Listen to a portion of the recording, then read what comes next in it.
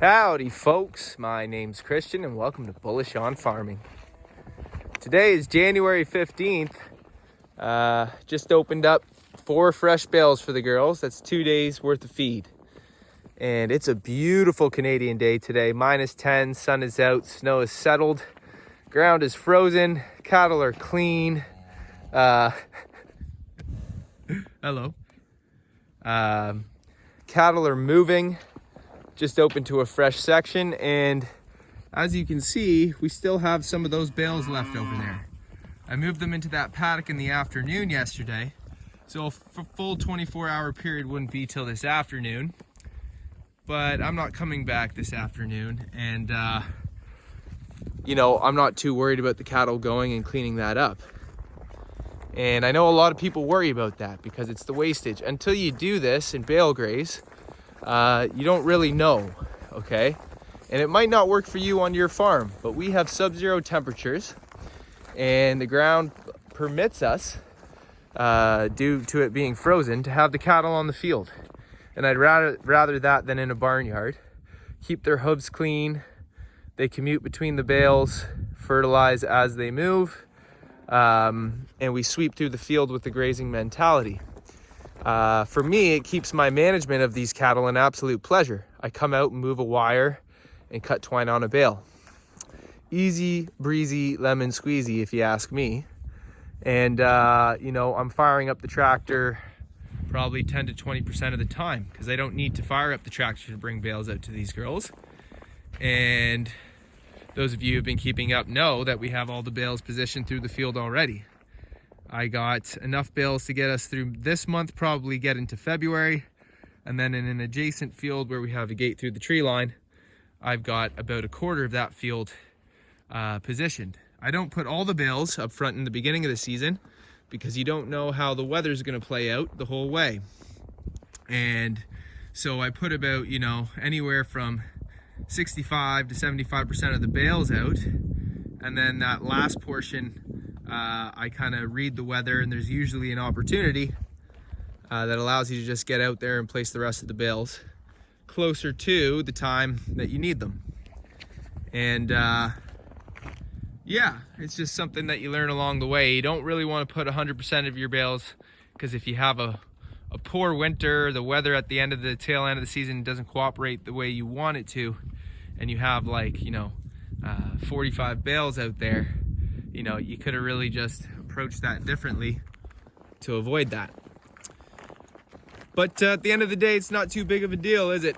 We're farming out here and we're working in nature with the animals. And if you slow down and you really start to observe what's happening, you realize that everything is okay.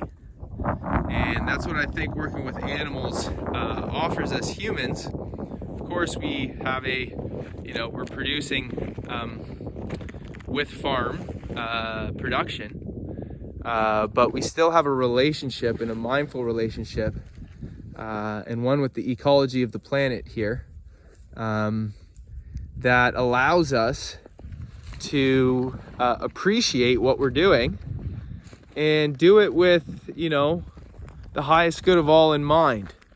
Right? We want our cattle to thrive. We want them to experience a high quality of life.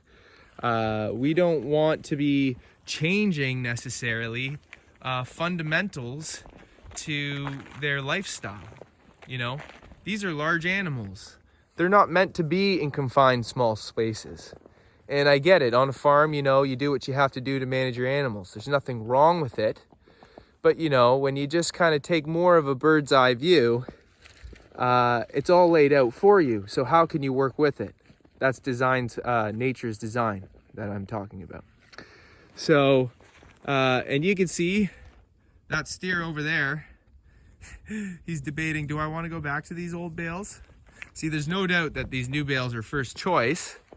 But I mentioned in the previous video that the steers and calves will usually go through the old bales and pick through them. They're not as picky. And when the cows are mobbing around a bale, the steers and calves have a hard time getting in. They know their place. There's a hierarchy to the feed chain. And I'm not worried about those bales out there, the residue, because I won't open this wire right here.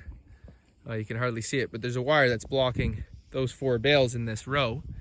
I won't move that wire until that's all cleaned up and these 4 bales are cleaned up. And my estimate's about 2 full days. It might take the morning the next day, 2.5 days, whatever. We come out here and evaluate things daily. And you know, I really do sleep well at night when the cattle are on the fields bale grazing, because my mind doesn't even go towards foot problems. And you know, I've brought it up a lot in the past. That's just because I've worked in different settings and have noticed where these things happen. Okay, it's not on the land when the animals are moving to fresh paddocks or sections. It's when they are in confined spaces, whether that be a large single paddock in of itself, for extended periods of time, that eventually makes it all go rank. And I don't need to paint a picture for you, but imagine you were in one spot eating and doing your business for extended periods of time. You'd probably want to move along. Anyway, so yeah, look, that steer right there, he's going after it. He says, oh yeah, this is the good stuff from yesterday. And you know, having the bales out here, some people might worry, like, aren't you worried about the bales spoiling? Well, no, we're not worried about it. But I do understand that, you know, the quality of your hay degrades the more you handle it and the more it's exposed to the elements. Here's the thing, feeding hay, you know, isn't the most ideal thing to do with regards to the nutritional benefit to your animals. So there's no doubt, you know, that you want to get good quality hay, and when you're producing it yourself, you can feel good about it, which is what we do. But when I lay out these bales, they're out here for no longer than a month and a half to 2 months before they're touched. Like the ones at the end of the field might, you know, be reaching that 2-month point. In my experience, there's nothing out there that the cows won't eat. Now, when they get into the 3rd trimester, it's important, you know, that you're not just giving them junk bales, and these aren't junk bales. But, you know, some people's minds might say, you know, with all the snow and the rain, you know, what happens? Well, it's mostly snow through the winter, and the snow doesn't affect the bales too much. You know, if you get torrential downpour with the bales on their edge like this, you know, some can seep in. But it's not too long to create mold, and I wouldn't worry about it with our pregnant mums. So another good reason why you may not want to put all your bales up front. I think I put about 75% of our bales out in the fields. And it turns out with the late start that we had, it might be a shorter bale grazing season than last year. So that could have been a great call, because I may not have to fulfill that extra 25%. It might just end up being 10 or 15. We'll see. And those bales have been in coverage in our hay barn, and they're completely covered from the elements. And so the hay out here was placed in excellent condition. And you know, when I take the wrap off sometimes, there is that 4 to 6 inch layer on the outside of the bale that does get pretty moist. And it changes color a bit. But you know, if we take a look over here, once they get through that, see if they've gotten through it, the hay looks pretty good. For the most part, it's dry and it's fresh. It doesn't look like it's waterlogged or, you know, lost its vibrance. So, you know, this whole system works out really well for us, and it's a beautiful way to get the cattle through winter and bridging into calving season, because the cattle are staying active and healthy. And you know, there's nothing worse than treating cows through the winter, hoping that they're gonna kick these problems away and they're not reoccurring going through calving season. So when your cattle are healthy, you know, for that stretch all the way up until calving season, all the way through the winter, you're going in with confidence, and you know your animals have a good health history for their last 6 months to a year. Okay, and imagine you do that year after year. It's good stuff. So I just want to say thanks for stopping by, folks. God bless you all. See you on the next one.